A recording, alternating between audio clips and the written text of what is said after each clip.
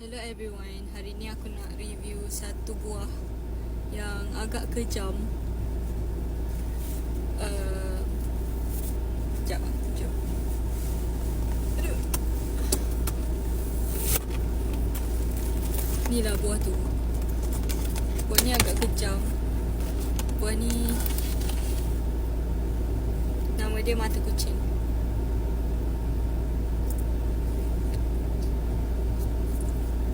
Nampak tak, dia flash.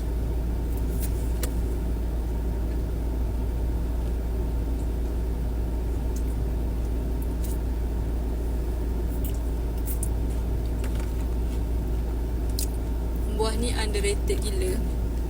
Sebab kita tak commercialize dia sangat macam kita buat dekat durian. So kita ada dua buah perbezaan. Yang ni buah mata kucing yang aku beli dari pasar. Nampak tak, dia besar gemuk. Ini adalah buah mata kucing yang arwah tak aku tanam. Bagi comparison, kita akan buka dulu. Ya. Yuk.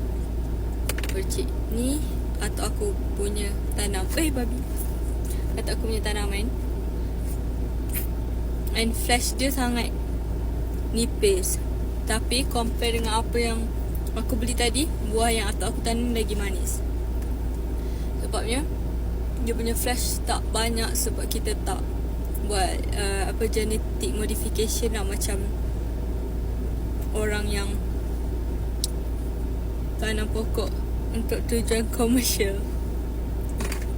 Fotonya itu je, bye.